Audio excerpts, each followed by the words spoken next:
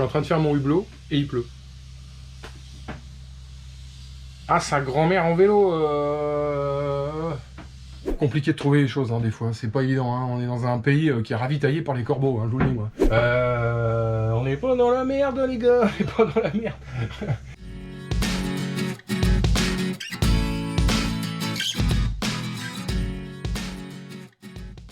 Bon, salut à tous. Avant de démarrer la vidéo, je voulais faire un remerciement tout particulier à Francky du voilier Ravanne, qui m'a gentiment offert une radio VHF. Il m'a envoyé ça et pour équiper le bateau. Donc je le remercie vraiment du fond du cœur parce que vu le budget qu'on a nous pour faire la rénovation du bateau, chaque chose compte. Voilà, une radio, c'est toujours ça de moins à acheter. Et puis ça permet de mettre ça dans autre chose. Et d'avancer. Alors, je leur remercie vraiment du fond du cœur. Alors les gars, si vous avez des dons particuliers à faire, n'hésitez pas, je suis preneur, il n'y a pas de problème. Je vais vous laisser regarder cette petite vidéo qui traite donc des hublots de pont.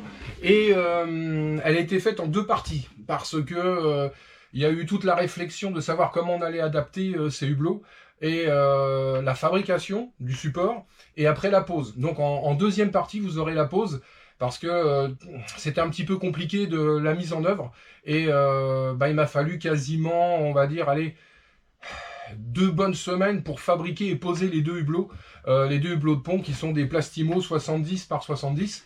Alors on a choisi Plastimo tout simplement parce que, pour une question de prix, et je vais être franc, parce que on nous a fait un devis pour 2 hublots de pont 70. Alors je nommerai pas les marques, mais on était aux alentours de 5000 € pour les 2 hublots de pont. C'est tout bonnement pas possible, quoi. Enfin voilà, au moins avoir un budget limité. 5000 € pour 2 hublots de pont, moi je peux pas faire. Donc on est reparti sur du Plastimo qui, de toute façon, moi je trouve est plutôt pas mal. Peut-être moins cossu que certaines marques, on va dire. Mais globalement, le système fonctionne bien. À voir à l'usure, à voir dans le temps, en navigation, comment ça marche, combien de temps ça dure. Je sais pas, mais en attendant, on passe de 5000 € d'un côté à 1000 € les 2 hublots de l'autre. Donc il y a quand même 4000 € d'écart. Donc ça, faut le dire. Je peux acheter quand même l'équivalent de 5 hublots comme ça. Enfin 5 fois 2 hublots quand même. Hein. Donc bon. Bon allez, je vous laisse regarder votre petite vidéo. Et puis la deuxième partie sera la semaine prochaine sur la pose du hublot en lui-même sur le support qui a été fabriqué. Voilà, un grand merci encore donc à Francky pour sa radio. Merci beaucoup. À plus tard. Salut. Bon salut. Bon alors comme d'habitude on a du vent. Et là aujourd'hui on a une mission spéciale. C'est-à-dire qu'on va profiter qu'il y a encore un petit peu de soleil. Et puis on va changer un hublot. C'est-à-dire qu'on va transformer ça avec ça.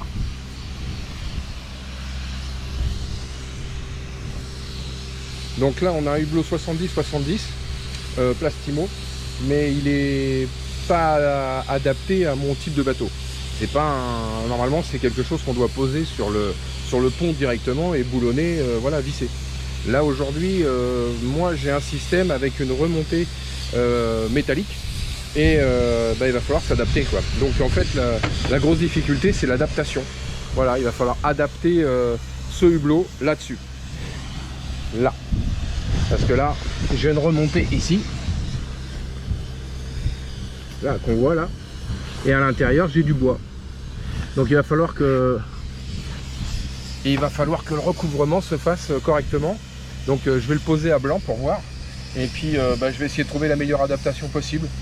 Peut-être une baguette en alu autour, élargir le bois, enfin je vais voir parce que il a vraiment, c'est pas pile poil les mêmes mesures, donc voilà, là c'est un peu chaud patate là quand même, hein. Bon, un problème de plus. Allez, je vous fais voir ça.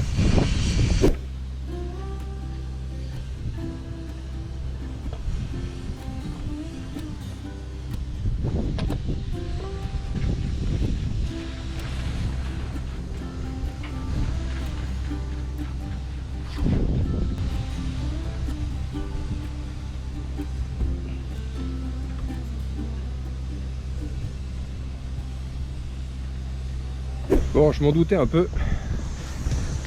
voilà, en fait le problème c'est que il va falloir, moi j'ai des bouts carrés ici là, et là le hublot est arrondi, donc là j'ai un trou. Sinon une fois posé, ça sera quand même beaucoup plus chouette. Mais là j'ai un vrai défi technique là. Il va falloir bien prendre les mesures, être sûr de ce qu'on fait là, parce que là l'étanchéité, le seul truc qui me rassure un petit peu, c'est que j'ai une remontée de 3 cm sur les côtés. Donc quand l'eau arrive sur le roof, elle n'est pas en contact avec le hublot directement, mais il va falloir que l'étanchéité se fasse nickel chrome, hein. Donc bon, je vais regarder comment ça se passe à l'intérieur, et puis je vais essayer de faire un petit point matos. Voilà, comment je vais régler ça. Ça m'inquiète. Pour être franc, ça m'inquiète. Donc là, j'ai centré le hublot pour le mettre à peu près à sa mesure définitive.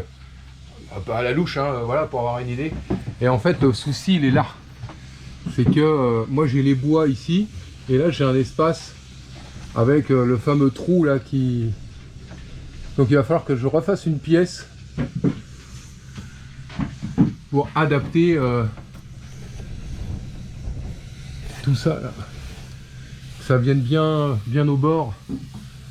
Donc je dirais heureusement qu'on a du bois ici là. C'est un petit peu plus simple que d'avoir que du métal. Alors le top, ça aurait été d'avoir un champ-plat soudé tout le tour. Une cornière, pas une cornière métallique, mais un champ-plat, ouais.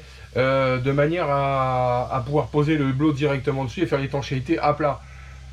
Je me doutais pas que les hublots étaient faits comme ça, avec un petit rebord. Enfin bon, ce qui fait que j'aurais pu le faire avant la peinture. Quoique, souder tout le tour là, ça aurait été possible, ouais, souder un champ plat de 3 cm tout le tour à la mesure du hublot, mais j'avais pas les hublots, donc voilà.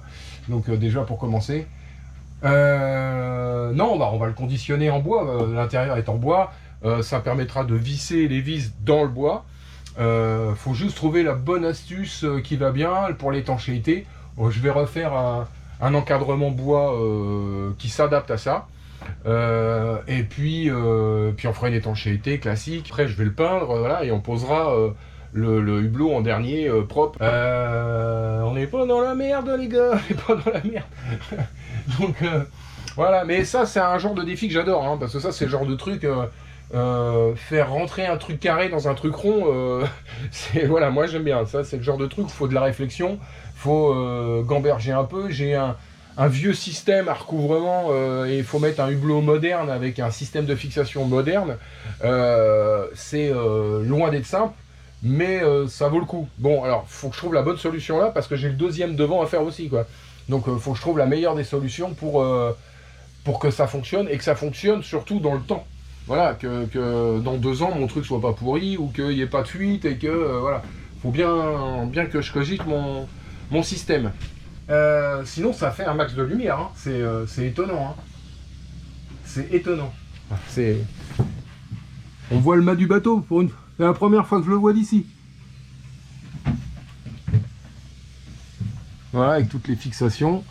Donc celui-là va s'ouvrir par là, et puis celui à l'avant va s'ouvrir, celui qui est à l'avant là, il va s'ouvrir à l'envers pour créer un courant d'air entre l'avant et l'arrière. Alors je sais qu'il y a la polémique entre la ouverture des hublots. À l'avant, il y en a qui aiment bien l'ouvrir dans l'autre sens pour éviter, si jamais il est ouvert, qu'il y ait de l'eau qui rentre dedans. Maintenant, moi, quand je navigue, il est fermé, hein. Enfin voilà, naviguer le hublot ouvert, petit temps, hein. Alors voilà. Et par contre, pour créer de la ventilation, quand on est au mouillage, on a quand même le vent qui est face au bateau, hein, parce que le bateau se met dans l'axe du vent, et on crée plus facilement une ventilation quand le hublot est ouvert dans un sens devant, et puis à l'inverse à l'arrière. Voilà. Enfin, pour moi, hein, de ce que j'ai pu avoir de mes anciens bateaux, c'était fait comme ça, et ça fonctionnait très bien. Donc là, je vais refaire le même système, malgré que celui qui est à l'avant est à l'envers là aujourd'hui. Voilà, les deux s'ouvrent dans le même sens. Enfin bref, bon, Bon, bah, je vais étudier ça, je vais prendre mes mesures, je vais aller acheter le bois qu'il faut. Je vais essayer de démonter ce bois-là parce que je voudrais peindre ce qu'il y a derrière. Là, je sais pas comment c'est foutu derrière, ça se trouve c'est rouillé. La tôle en acier là qui est derrière, lui mettre un petit coup de propre quand même, ça serait pas mauvais quoi. Bon, allez, c'est parti mon kiki. Puis je vous fais voir quand j'ai les morceaux de bois, quand j'ai tout, je vais tout préparer. Et puis on va mettre en place gentiment. Je vais essayer de trouver la meilleure des solutions. C'est pas simple ce truc, c'est pas simple du tout.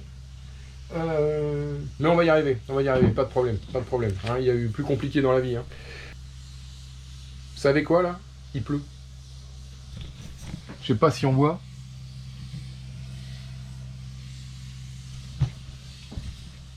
Il pleut. Je suis en train de faire mon hublot et il pleut. Ah, sa grand-mère en vélo. Bon, je vais prendre mes mesures vite fait et puis je vais remettre mon vieux hublot. Hein, voilà. Ah, merde. Bon, allez, c'est pas grave. Bon, bah j'ai démonté les bois. Voilà, comme ça, là, tous ces... Donc là, il y avait du silicone partout. C'était un peu compliqué. Il a fallu y aller au marteau pour enlever tout ça. Donc là, je suis propre. J'ai un tout petit point de rouille ici, là, un tout petit morceau. Là, et puis un tout petit peu là. Bon. Pour un bateau de 40 ans, ça va hein, quand même. Je pense que ça fait 40 ans qu'ils ont été posés les trucs. Donc je vais quand même traiter. Je vais remettre un coup de peinture blanc, propre, avant de poser définitivement tout dessus. Mais je crois pas que je vais garder le bois d'origine. Il est pas complètement pourri, mais c'est pas le top du top quoi quand même. Hein. C'est peut-être préférable, c'est peut-être plus facilement jouable pour moi de racheter un bois à la bonne épaisseur tout de suite et de le faire pile à la mesure. Bon, et je vais mettre mon petit coup de barbouille et puis je vais aller chercher des bois. Je vais mesurer exactement combien que j'ai besoin et puis je vais essayer de fabriquer ça demain. Parce que là, je vais pas avoir le temps. Si je vais chercher le bois, je vais pas avoir le temps de le faire aujourd'hui, donc je vais en profiter pour peindre. Ça sera au moins ça de fait. Et puis je fabriquerai tout ce qui est bois, après. Le petit hublot, il est là. Là, le bois, il était pas complètement pourri, hein, mais bon. Il a quand même bien vécu quoi. Alors là, le silicone qui était collé contre le métal là, pour l'enlever, waloche. Hein. Ça a été... voilà, enfin bon. Donc là, j'ai encore mes petits trous de vis. Donc je vais les repercer par l'autre côté, ici, par l'arrière. Et puis comme ça me donnera les trous dans le futur bois que je vais mettre, ici quoi. Comme ça, j'aurai plus qu'à revisser, parce que ça, c'est fileté. C'est un filetage que le gars il a fait là. Quand il a mis ses bois, donc c'est pas une mauvaise idée. Donc je vais remettre des vis avec le filetage et ça va me bloquer mes bois ici. Je referai mon petit joint de silicone. Ça fait partie de la rénovation. Voilà, ça fait partie des trucs. Bon je vais chercher mon petit bois et puis dès que j'ai ça, je vous fais voir. On fabrique le truc, on pose et on voit ce que ça fait.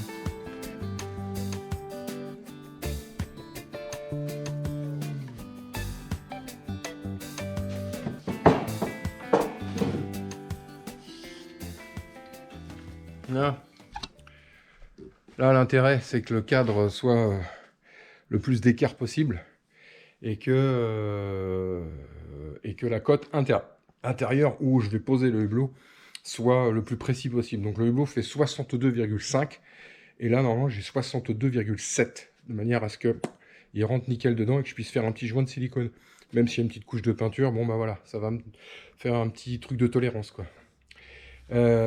Après, l'extérieur, il est un chouïa trop grand, donc je vais le raboter, pas trop, pour l'adapter pile poil, parce qu'un truc que j'ai pas fait du tout, c'est que j'ai pas pris l'équerrage du hublot sur le bateau, voir l'encadrement métallique, voir s'il est d'équerre ou pas.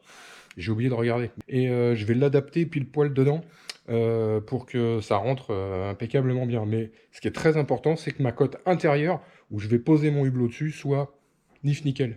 Bon, bah ça y est, mon petit encadrement est fait. Donc là, je vais attendre qu'il sèche, hein, j'ai mis des vis partout. Donc là, j'ai mis une équerre, hein, juste comme ça, pour info. J'ai mis une équerre ici, que j'ai tenue avec des serre-joints, de manière à garder mon équerrage. Donc si je suis d'équerre ici, normalement, je suis d'équerre partout. Je ne sais pas si on peut vérifier. Voilà, ça me permet de vérifier mon équerrage, comme ça. Voilà, hop. Une équerre tenue avec des serre-joints, comme ça. Donc comme ça, j'ai au moins un angle d'équerre nickel. Par contre, comme je disais tout à l'heure, je ne sais pas du tout si l'encadrement métallique sur le bateau, il est lui d'équerre. J'en sais rien du tout. Donc je vais raboter un petit peu ce qui me manque, parce que là j'ai 5 mm de trop au niveau de la taille des bois. J'ai pas trouvé la taille exacte, donc il faut que je rabote 5 mm. Donc je vais raboter mes petits 5 mm tranquillou, pas trop. Et puis comme je disais tout à l'heure, je vais ajuster là-bas sur place directement. Ça sera bien mieux. Bon, ben on va attendre que ça sèche, puis on va les poser. Bon, allez. Allez, à plus tard. Bon, j'ai posé le cadre en bois. Je l'ai ajusté à la partie métallique qu'il y avait pour mettre le hublot. Donc j'ai mis le cadre quand même sur le hublot pour bien vérifier que le cadre rentrait bien sur le hublot. Alors j'ai 1 mm de jeu entre l'aluminium du hublot et le cadre en bois. Donc parfait, c'est nickel pour faire un joint de silicone. À 1 mm près de chaque côté, je peux bouger, donc nickel. Donc voilà, le cadre, ça donne un petit cadre comme ça, c'est exactement la même chose que ce qu'il y avait avant. Vous avez vu comment ça a été fabriqué. Donc là, il est au Rasibus. Alors je vais vous faire voir dehors comment ça marche. C'est la seule idée que j'ai eue, pour tout dire, c'est la seule idée que j'ai eue pour une question pratique, question d'étanchéité, de mise en œuvre. J'ai un hublot qui est arrondi dans un angle et un ancien hublot qui est carré. Donc j'ai un angle à la con qu'il faut absolument que je bouge, quoi. Voilà, j'ai un trou là à ce niveau-là. Donc avec le bois, ça me bouche le trou, ça pas de problème. Mais j'ai pas vraiment d'étanchéité. Donc je vais mettre des baguettes d'aluminium. Je vais essayer de voir si je peux pas souder un cadre en aluminium que je vais poser dessus. Comme ça, quand je poserai le hublot, je serai aluminium sur aluminium. Et puis en fait je vais mettre une baguette comme ça qui va recouvrir. Je vais percer mes trous et je vais pouvoir visser mon hublot par dessus avec une étanchéité. Donc ici là, je vais faire là sur les angles, je vais faire des coupes d'onglets que je vais souder et comme ça j'aurai un cadre qui va se poser dessus. L'eau ne pourra pas remonter ici. Quand la flotte elle arrivera là, elle ne pourra pas remonter là, comme ça. Et ça va me faire une étanchéité sur le plat ici là. Et mon hublot va venir dessus. Voilà. On va tenter de faire comme ça, c'est le plus simple que j'ai trouvé. Voilà, pour faire une étanchéité sur des arrondis, alors que ça c'est carré. Pas évident du tout. Mais bon, on va tenter. De toute façon, on verra bien. Hein. Tout est démontable. Hein. Si vraiment un jour il y a un problème, j'essaierai de trouver une autre solution. Voilà. Mais ça me plaît bien. Là, si c'est soudé, déjà, l'eau ne peut pas remonter, quoi, directement. Donc, bon, on va tenter. Je vais déjà essayer de faire le cadre en alu soudé et puis je vais le poser dedans. Ça, je vais mettre un coup de vernis dessus pour l'imbiber complètement, hein, l'imprégner. Saturateur, donc voilà, et puis après il sera peut-être pas en blanc, j'en sais rien, mais en tout cas il y aura du saturateur, parce que si jamais il devait y avoir de la condensation ou de l'eau ou je sais pas quoi, et ben au moins le bois sera saturé comme ça, de la même façon que ça. Même si on garde pas la couleur, on s'en fout, au moins le bois est saturé, il pourrira pas. Et ça reste du pain, du sapin. Pain ou sapin, enfin, je sais pas. Pain, je crois, pain. Et donc, ça serait mieux de le protéger quand même. Hein. J'ai pas trouvé autre chose. Là, j'avais rien sous la main, pas de bois exotique, rien du tout. Compliqué de trouver les choses, hein, des fois. C'est pas évident. Hein. On est dans un pays qui est ravitaillé par les corbeaux, hein, je vous le dis, moi. Donc, bon, allez. Ok, bon, bah, allez, je fais un essai de soudure. Je vais essayer de voir ça. Et, je vous ferai voir. Je vous ferai voir quand j'aurai fait le cas. Je vous ferai voir comment on fait une soudure sur l'aluminium. Voir si cet alu-là, il peut se souder facilement. Je vais faire un test et puis je vous ferai voir la soudure. Voilà. Alors pour préparer les pièces, je sais pas si c'est bien cadré. Pour préparer les pièces, j'ai fait j'ai coupé deux petites cornières en alu qu'on va souder comme ça. Voilà, à plat. Alors on pourrait les souder bord à bord ou on pourrait les souder d'équerre comme ça. Enfin, on peut faire un peu tout ce qu'on veut. Hein, c'est pas le problème. Là, on va les souder à plat. C'est plus facile à voir à la caméra. Donc la première chose à faire, c'est un petit coup de papier de verre. Donc moi je mets un petit coup de papier de verre sur la pièce comme ça. Voilà, sur la tranche. Là, pour faire. Alors il n'y a pas besoin de s'exciter beaucoup. Ce qui est important, c'est de ne pas mettre ses doigts dessus pour éviter de l'oxydation. Parce qu'on pollue la soudure en fait avec l'acide qu'on peut avoir sur les doigts. Après ça, on va brosser avec une brosse inox, pas métal, pas laiton, que inox. Et là, on brosse les pièces qu'on veut souder. Et là, on brosse bien. Donc, je ne touche pas ma pièce. Je mets pas les doigts dessus. Là, je la tiens, hein, mais là où je vais souder, je mets pas les doigts dessus. Donc là, je brosse. Donc là, les deux pièces sont préparées. Là, hop, elles sont blanchies, comme on dit. Et donc, je vais les mettre en place. Je vais couper la caméra. Et je vais essayer de faire un gros plan. Bon, là, mes deux pièces sont assemblées. Je ne les ai pas touchées. J'ai ma baguette aluminium. Et je prends un propane, comme ça. Un système propane, comme ça. Donc, je vais allumer mon propane.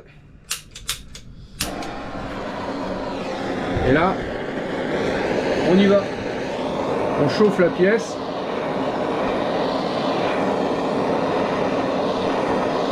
C'est toujours quand on veut essayer de faire voir que ça marche pas.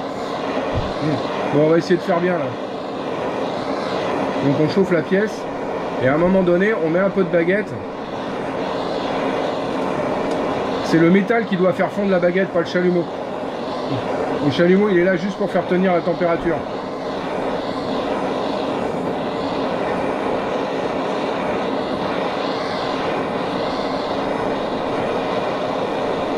Hop, là, il y a un petit bout qui est parti.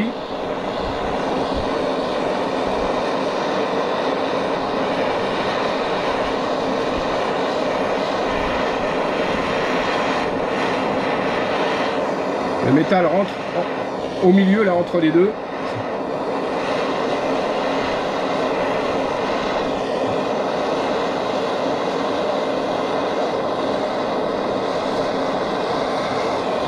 On voit le décapant qui fond là, qui est blanc.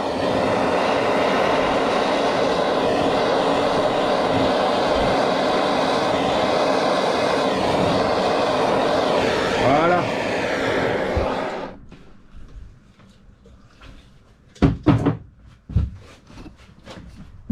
Voilà, là la pièce elle est soudée. On va attendre 2 minutes. Parce que là c'est chaud hein, quand même. On va attendre 2 minutes et puis je vais vous faire voir vraiment que c'est... Voilà. C'est la température de la pièce qui fait fondre la baguette. Faut être à la louche entre 3 et 400 degrés à peu près. Donc faut avoir un peu l'œil quoi. Voilà, on voit le métal qui blanchit légèrement. Alors c'est à l'habitude hein, après. Mais après ça se fait bien, on en fait une, on en merdouille. Après on en fait une deuxième, on merdouille un peu moins. Et puis la troisième ça marche. Donc voilà, c'est de la baguette comme ça. Moi j'utilise des baguettes comme ça. Alors j'ai pas d'a priori, hein, mais ceci dit, moi j'utilise très souvent Castolin qui a une bonne marque de baguettes de soudure, voilà. Donc et ça c'est de la baguette donc aluminium avec à l'intérieur un décapant déjà intégré, il n'y a pas besoin d'en remettre. La preuve, hein, on le voit, il est blanc. Quand on le met, ça fait une petite croûte blanche qui fond tout doucement et ça décape très très bien. Voilà. Donc ça donne ça. Alors de près, je sais pas si on va voir vraiment. Voilà. Et là, la soudure, elle est... je sais pas si on voit, hein, là, à la caméra, c'est... à la GoPro, c'est pas facile. Voilà, elle a bien pénétré dans l'épaisseur. Voilà, elle est partie de l'autre côté.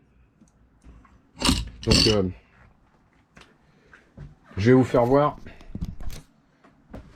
Donc là, la pièce, elle est là. Elle est encore chaude. Hein. Donc, je vais enlever mes supports.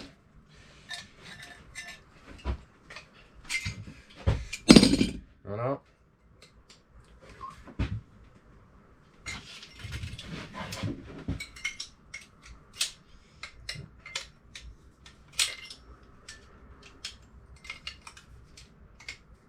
Ah, voilà. Déjà, je ne me brûlerai pas. Je vais essayer de voir si on peut...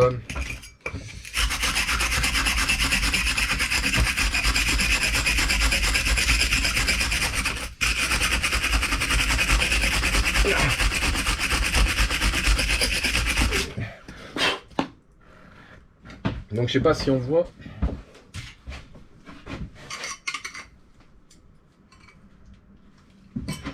Je sais pas si on voit vraiment à la caméra, là. On voit... j'essaierai de faire un gros plan, je vais essayer de me débrouiller. On voit bien la soudure, là. Ici, là.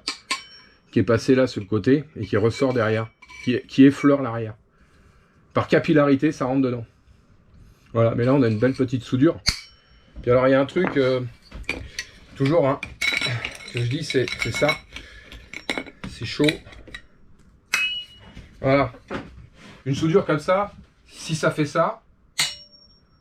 comme un bruit de cloche qui résonne. C'est que la soudure est bien homogène, bien comme il faut. Si la soudure elle fait un bruit comme ça, c'est que c'est souvent du collage. Mais là elle résonne. C'est un bon signe. Ça ne veut pas dire que c'est 100%, mais c'est un bon signe. Voilà. Donc là, au niveau de la déformation, après, c'est...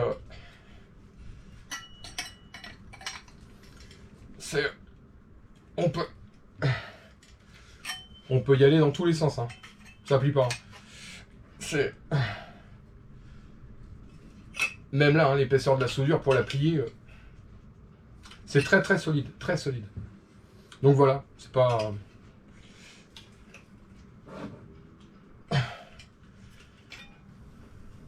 Voilà. Bon, voilà, pour la petite expérience. Voilà. Donc je vais faire ça sur mon hublot en onglet comme ça, c'est-à-dire je vais couper à 45 degrés, je vais donc faire une soudure sur le 45 degrés, faire un cadre qui va s'emboîter dessus, et après je mettrai le hublot vissé, voilà. Donc l'intérêt de la soudure là, alors elle va être bord à bord, elle va pas être l'une sur l'autre, elle va être bord à bord comme ça. Donc bon, c'est pas très grave, hein, ça. On limera ce qui dépasse, c'est pas un problème. Mais au moins, j'ai l'avantage, c'est que tout mon cerclage autour, il va être étanche. Voilà. Et après, il y aura un joint de silicone à l'intérieur. Je vais mettre mon cerclage, le hublot par-dessus.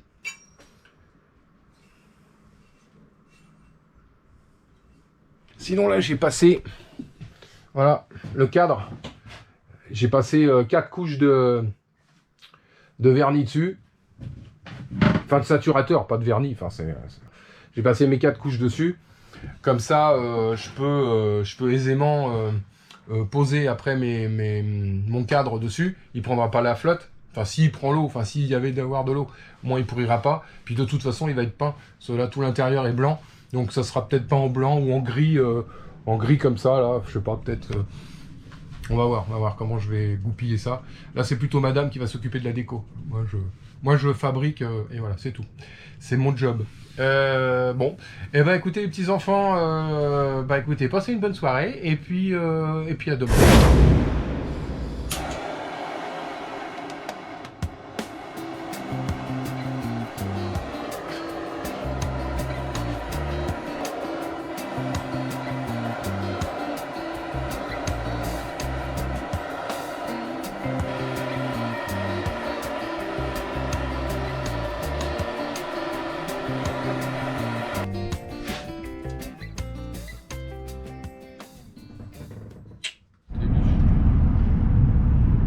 Bon, le cadre en bois a été posé, siliconé hier là, donc on l'a vissé.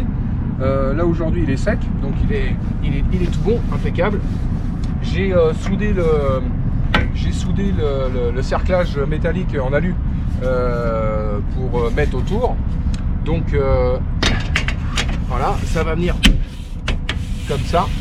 Voilà, comme ça va protéger, les côtés, et le hublot va venir se poser sur l'aluminium directement. Donc là, il me reste juste à mettre un petit coup de Saint-Ofer pour faire propre au niveau des soudures. Voilà, pour que ça soit bien nickel au niveau de la peinture. Et après, on va poser le hublot dessus. Et donc le hublot dessus, ça va donner ça. Il est coupé pile à la taille. Voilà, il s'emboîte pile dedans, il bouge pas. Voilà.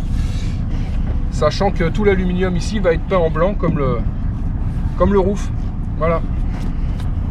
Impeccable. Donc je sais pas.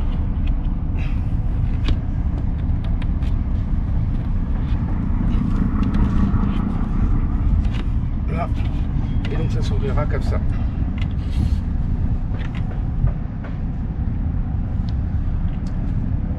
Impeccable. On voit pas l'aluminium, on voit rien du tout. Il me restera plus que les petites vis à mettre. Et puis voilà.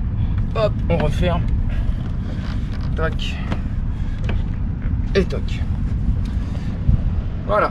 Bon, je colle tout ça avec du silicone. Je mets un coup de peinture. Et je pose le hublot demain une fois que la peinture est sèche. Voilà, il ne me reste plus que ça à faire. Et bah à demain.